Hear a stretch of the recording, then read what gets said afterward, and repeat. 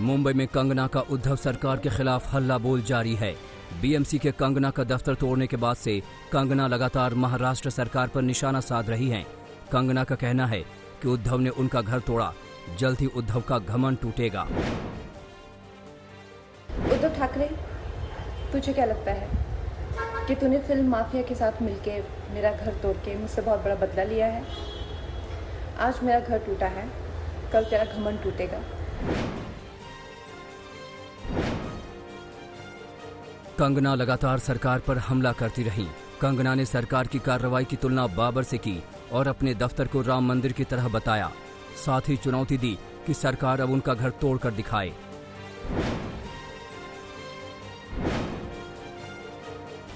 Bollywood actress Kangana Ranaut के खिलाफ BMC के एक्शन से मुंबई में सियासी हलचल बढ़ गई है।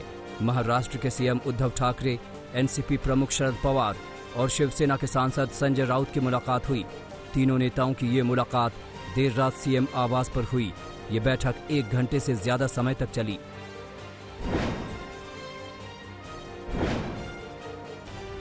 सूत्रों के मुताबिक बैठक में तमाम मुद्दों के अलावा कंगना के मुद्दे पर भी चर्चा हुई। बैठक में कहा गया कि कार्रवाई बीएमसी की ओर से की गई है। इसमें राज्य सरकार का हस्तक्षेप नहीं है और ये राज्य का मामला भी नहीं है। ऐसे में इस मामले को ज्यादा महत्व नहीं देना है।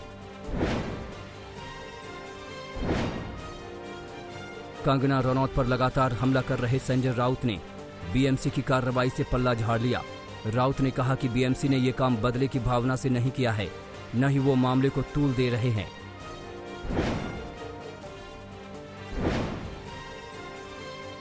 बीएमसी के एक्शन पर शिवसेना के समर्थक दलों ने भी पल्ला झाड़ लिया। एनसीपी नेता शरद पवार ने कहा कि ऐसी कार्रवाई करने की जरूरत नहीं थी। वहीं कांग्रेस नेता संजय निरुपम ने भी कंगना के दफ्तर तोड़ने को गलत बताया।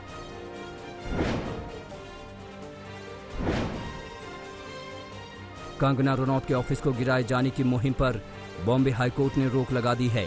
साथ ही बीएमसी को फटकार भी लगाई है। बीएमसी की ओर से कंगना अपना ऑफिस गिराए जाने के बीच हाईकोर्ट पहुंची थी। उनके इस याचिका के बाद कोर्ट ने बीएमसी से जवाब मांगा है।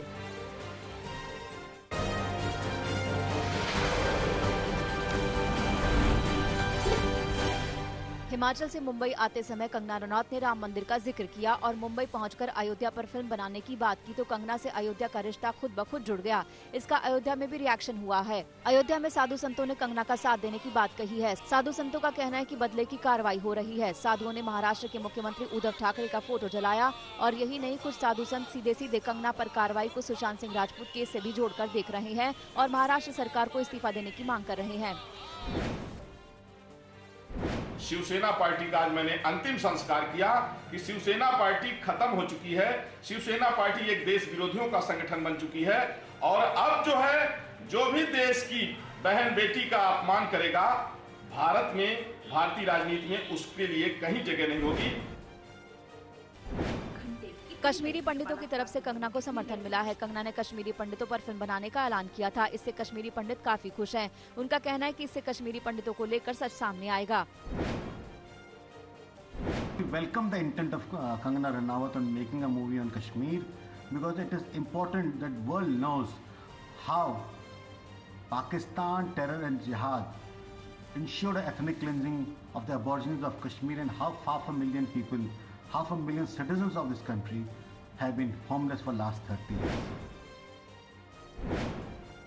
कंगना की हस्ती कुछ ऐसी है कि उन्होंने मनाली से लेकर मुंबई तक तूफान खड़ा कर दिया है। उनकी ये शख्सियत उनकी फिल्मों में भी नजर आती है। मनाली से लेकर मुंबई तक जो कुछ भी हुआ, उसके बाद मणिकर्णिका से लेकर पंगा जैसी फिल्मों के कंगना के किरदार याद आ रहे हैं।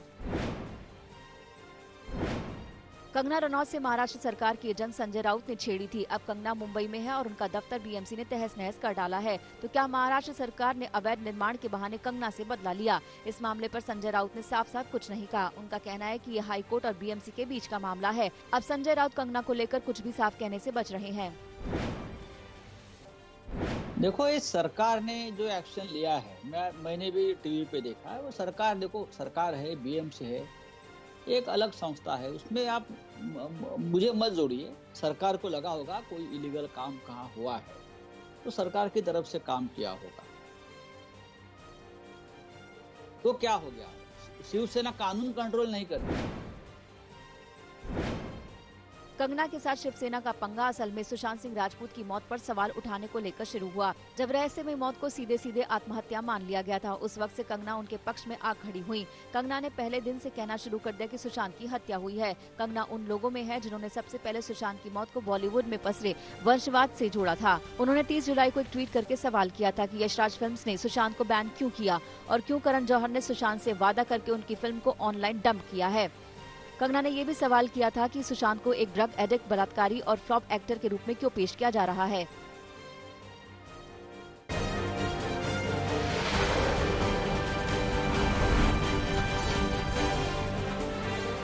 मुंबई के पाली हिल में बीएमसी ने आनन फानन में कंगना रनौत के दफ्तर पर बुलडोजर चलवा दिया, लेकिन हाई कोर्ट की सख्ती देकर बीएमसी परेशान है। बीएमसी को अदालत को जवाब देना होगा। बीएमसी के एक्शन को लेकर तमाम सवाल उठ रहे हैं। ये भी कहा जा रहा है कि मुंबई में हजारों की तादाद में अवैध निर्माण है, तो फिर कंगना के दफ्तर पर इतनी तेज कार्रवाई क्यों की गई। कल कुछ लोगों ने भी बीएमसी की कार्रवाई पर सवाल उठाए थे।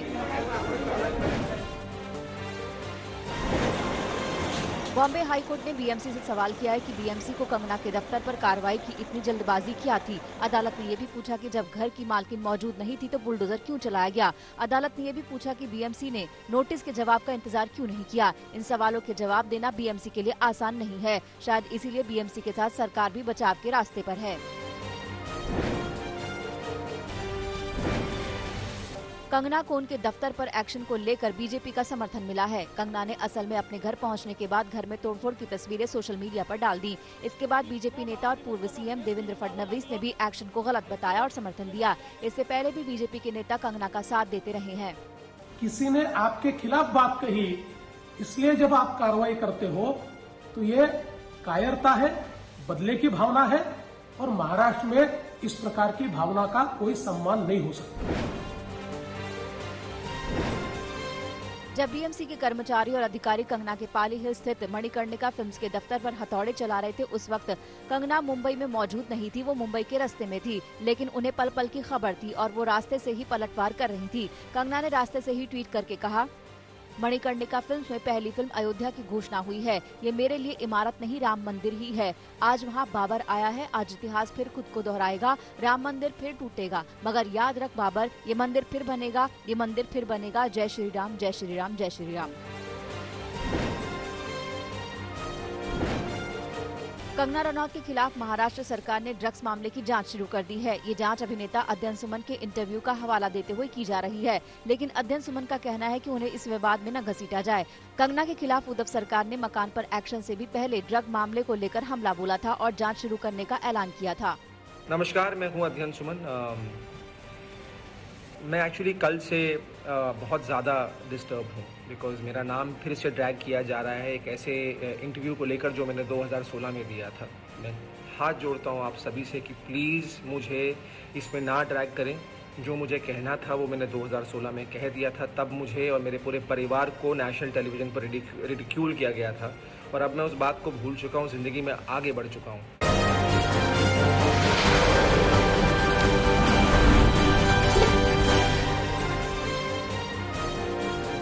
ड्रग्स केस में गिरफ्तार हुई रिया चक्रवर्ती की रात बाइखला जेल में गुजरी।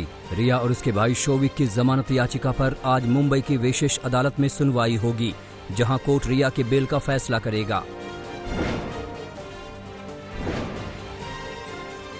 रिया के वकील सतीश मान शिंदे ने जमानत याचिका में एनसीबी की ओर से लगाई गई धाराओं पर सवाल खड़े किए हैं।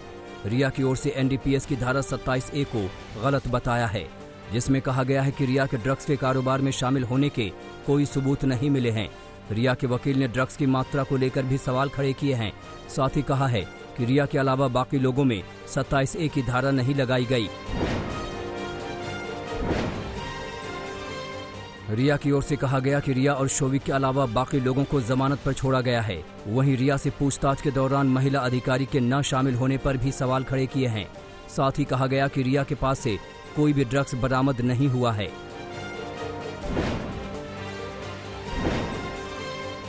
रिया को कल एनसीबी के लॉकअप से भाईखला जेल शिफ्ट किया गया, जहां रिया को अलग बैरक में रखा गया, जो कि जेल के ग्राउंड फ्लोर पर था। सुरक्षा के लिहाज से यह फैसला लिया गया है। रिया को रात के खाने में 2 चपाती, चावल, दाल और 1 सब्जी दी गई। वहीं नाश्ते में उपमा या पोहा दिया जाएगा। एनसीबी की जाल में फंसी रिया ने स्पेशल इन्वेस्टिगेशन टीम को 25 ऐसे बॉलीवुड स्टार और सेलिब्रिटीज के नाम बताए हैं जो नशे के शौकीन हैं, रेव पार्टीज में आते जाते रहे हैं।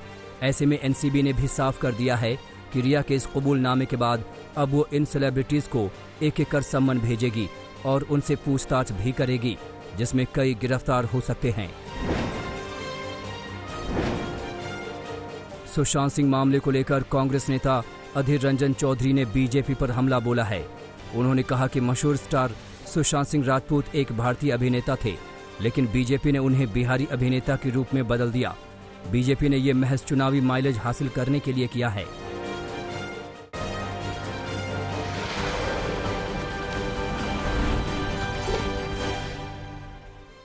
रिया की लगातार दूसरी रात भी सलाखों के पीछे कटी। हालांकि दोनों रातों में फर्क था। पहली रात यानी मंगलवार की रात एनसीबी के दफ्तर में अस्थायी जेल में थी, लेकिन सुशांत केस की आरोपी नंबर 1 ने दूसरी रात भाईखला जेल में बिताई। रिया को जनरल बैरक में रखा गया। अमूमन इस बैरक में नए कैदियों को रखा जाता है। दोपहर में डॉक्टर्स ने रिया की मेडिकल जाँच की। इसके बाद रिया को आराम करने की छूट दी गयी। थोड़ी देर आराम करने के बाद शाम को रिया को जनरल बैरक के बगल वाले एक स्पेशल सेल में शिफ्ट कर दिया गया। सूत्र बताते हैं कि इंद्राणी मुखर्जी भी रिया के करीब के ही सेल में बंद है। रिया का सेल बिल्कुल लॉकअप की तरह है। रिया को शाम को करीब 6 बजे रात का खाना दिया गया था। रात के खाने में 2 रोटी, चावल, दाल और हरी लौकी की सब्जी दी गई थी। रात के करीब 8 बजे रिया सोने चली गई। सुबह के 6 बजे हाजिरी के लिए रिया को उठाया गया। 10 बजे करीब उन्हें ब्रेकफास्ट दिया गया। एनसीबी ने रिया की जो रिमांड की कॉपी दाखिल की है उस पर कई आरोप लगाए गए हैं। इसमें कहा गया है कि अब्दुल बासित परिहार और जैद विलात्रा के जरिए ड्रग्स तक शोविक चक्रवर्ती की पहुंच थी। सैमुअल मिरांडा और दीपेश सावंत ड्रग को पेडलर से लेते थे। रिया और सुशांत इसके लिए पेमेंट देखते थे। शौविक या रिया ने ड्रग्स सीधे तौर पर नहीं खरीदे थे। दोनों ड्रग्स मुहैया करवाने में जरूर भागीदार थे। ड्रग्स के लिए पैसों के लेन देन में रिया और सुशांत की भागीदारी थी। रिया चक्रवर्ती इस ड्रग्स सिंडिकेट की एक्टिव मेंबर है। वो शौविक, सैमुअल और दीपेश को ड्रग्स लेने के लिए निर्देश देती थी। रिया पैसों का लेन देन भी देखती थी। रिया और शौविक की जमानत अर्जी पर आज सुनवाई होगी। वकील जमानत हासिल करने के लिए कई दलील देंगे। मसलन उनके वकील ने एनडीपीएस एक्ट की धारा 27A का जिक्र किया जो शौविक और रिया पर लगाई गई है, जबकि इस मामले में जमानत पाने वाले ड्रग पेडलर कैजान पर यह धारा नहीं लगाई गई है। रिया के वकील के मुताबिक एनसीबी को धारा 27A रिया और शौविक पर नहीं लगानी चाहिए थी। रिया के वकील ने जमानत अर्जी में इस बात का भी जिक्र किया है कि रिया और शौविक के पास से एनसीबी को कोई ड्रग नहीं बरामद हुई है। अब देखने वाली बात यह होगी कि आज रिया को जमानत मिलती है या नहीं। यही धारा थी जो सबसे गंभीर मानी जा रही थी और पहली बार में रिया की जमानत अर्जी खारिज होने के पीछे भी यही धारा वजह हो सकती है। सुशांत की बहन श्वेता सिंह कीर्ति लगातार अपने भाई को इंसाफ दिलाने के लिए जंग लड़ रही हैं। श्वेता सिंह कीर्ति अपने भाई से जुड़ी यादों को शेयर कर रही हैं। उन्होंने अपने भाई का एक पुराना वीडियो शेयर किया है। इस वीडियो में सुशांत एक बच्चे को खाना खिलाते हुए दिखाई दे रहे हैं। ऐसा लग रहा है कि वीडियो सुशांत की फिल्म सोन चिरैया की शूटिंग के वक्त का है। ये साफ नहीं है कि ये वीडियो फिल्म का हिस्सा था या नहीं। इसी फिल्म की शूटिंग के कुछ और वीडियोज भी सामने आ चुके हैं। वीडियो के आखिर में बहन ने जस्टिस फॉर सुशांत की अपील की है।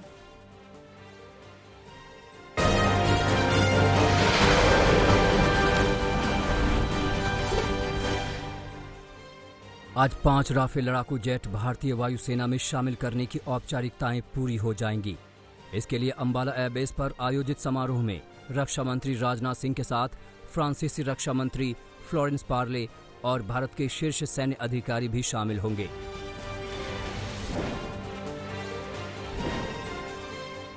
इस समारोह के बाद राजनाथ सिंह और पार्ले अंबाला में ही द्विपक्षीय वार्ता में हिस्सेदारी करेंगे, जिसका मकसद दोनों देशों के बीच रक्षा और सुरक्षा सहयोग को और ज्यादा मजबूत करना है।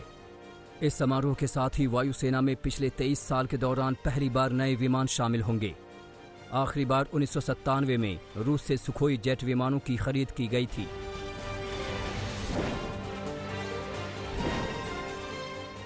पूर्वी लद्दाख में लाइन ऑफ एक्चुअल कंट्रोल पर तनाव के बीच चीन मनोवैज्ञानिक तरीके से भारतीय सेना के जवानों पर दबाव बनाने की कोशिशें कर रहा है। सूत्रों के मुताबिक चीनी सेना तिब्बत में अपने नियंत्रित क्षेत्र के भीतर फायरिंग का अभ्यास कर रही है, लेकिन लद्दाख से लेकर अरुणाचल प्रदेश तक एलएसी के साथ कई स्थानों पर उसकी आवाज़ों को सुना जा सकता है। इसे एलएसी पर तैनात भारतीय सैनिकों पर मनोवैज्ञानिक दबाव बनाने के प्रयास के तौर पर देखा जा रहा है।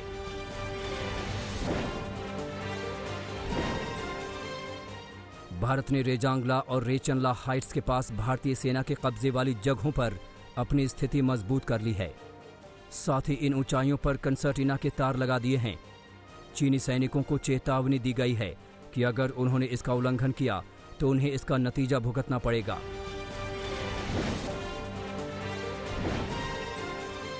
सूत्रों के मुताबिक ब्रिगेडियर और कमांडर स्तर की वार्ता के दौरान भारतीय पक्ष ने चीन के समक्ष चीनी सेना के सैनिकों के लाठी और भाले के साथ तैनाती का मुद्दा भी उठाया। चीनी सेना ने सीमा के समीप भारी टैंकों के साथ साथ 50,000 सैनिक तैनात किए हैं। चुशूल में भारतीय साइड के उलट चीन अपनी सीमा की तरफ टैंक और सैनिकों की तैनाती में जुटा हुआ है। चीन बड़े पैमाने पर अपनी तरफ हथियारों की तैनाती भी कर रहा है।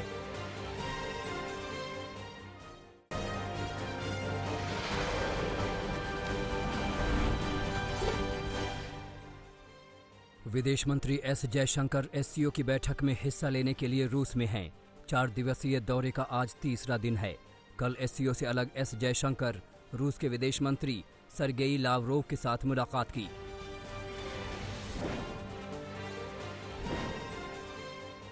भारत चीन रूस के विदेश मंत्रियों की आज मुलाकात होगी। तीनों देशों के विदेश मंत्री की ये मुलाकात लंच पर होगी। चीन के विदेश मंत्रालय की ओर से जारी बयान में कहा गया कि भारत, रूस और चीन के विदेश मंत्री मॉस्को में मिलेंगे। ये बैठक ऐसे समय पर हो रही है जब भारत और चीन के बीच तनाव चरम पर है।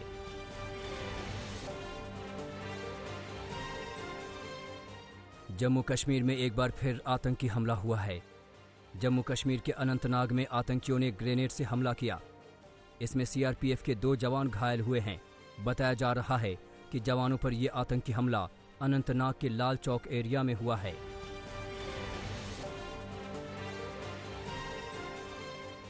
उत्तराखंड के उत्तरकाशी में आईटीबीपी के जवान गंगोत्री पीक को जीतने के लिए रवाना हुए।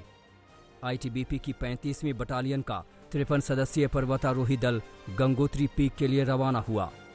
हिमालय दिवस पर इस दल को आईटीबीपी की उप महानिरीक्षक अपर्णा कुमार ने हरी झंडी दिखाकर रवाना किया। आईटीबीपी के पर्वतारोहियों का ये दल 6,590 मीटर ऊंची गंगोत्री द्वितीय चोटी पर चढ़ाई करेगा।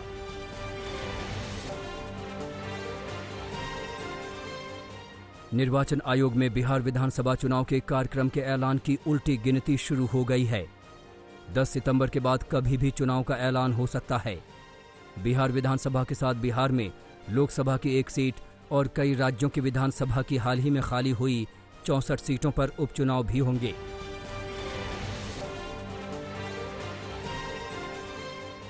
सूत्र संकेत के मुताबिक चुनाव के लिए मतदान संभवतः 3 चरणों में होंगे। दशहरे के बाद और दिवाली से पहले के 20 दिनों की अवधि में चुनावी प्रक्रिया पूरी कर ली जाएगी। ये भी मुमकिन है कि बाढ़ की सबसे अधिक आशंका वाले इलाकों में सबसे आखिरी चरण में मतदान हो।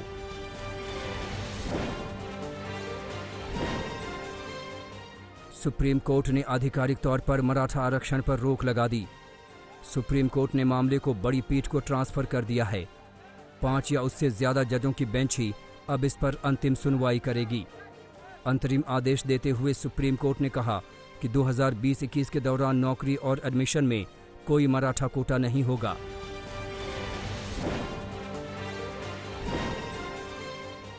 दिल्ली हाईकोर्ट ने आसाराम पर एक किताब के प्रकाशन को प्रतिबंधित करने के खिलाफ दाखिल की गई अपील पर अपना फैसला सुरक्षित कर लिया है। हार्पर कॉलिंस की तरफ से ये अपील दाखिल की गई थी, जिसमें निचली अदालत ने बुक के प्रकाशन पर प्रतिबंध लगा दिया था।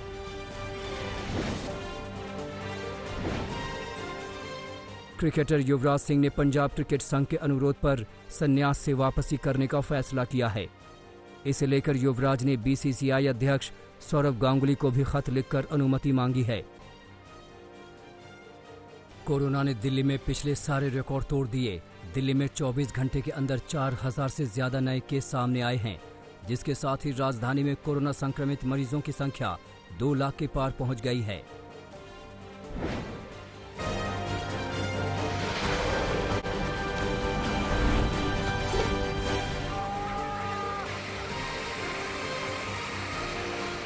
उत्तराखंड के चमोली में लैंडस्लाइड ने फिर से परेशानी बढ़ा दी है। चमोली के हरमनी और मिंग गदेरा के बीच भूस्खलन हुआ, जहां पहाड़ लगातार टूटकर गिर रहे हैं। इसकी वजह से कर्णप्रयाग अल्मोड़ा नैनीताल राष्ट्रीय राजमार्ग 2 दिनों से एक बार फिर यातायात के लिए बंद हो गया है। लैंडस्लाइड की वजह से रास्ता खोलने में भारी परेशानी हो रही है।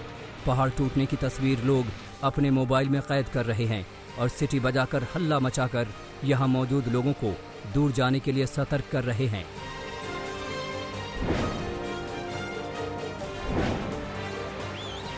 जम्मू कश्मीर के श्रीनगर में भी लैंडस्लाइड की तस्वीर सामने आई है। जिले के सोपोर गांव में पहाड़ से मलबा निचले इलाके की ओर आया, जिसमें गांव के 2 घर बर्बाद हो गए। हालांकि गनीमत ये रही कि कुदरती आपदा की घटना में कोई घायल नहीं हुआ और न ही किसी की मौत हुई। प्रशासन और गांव के लोग राहत के काम में जुटे हैं।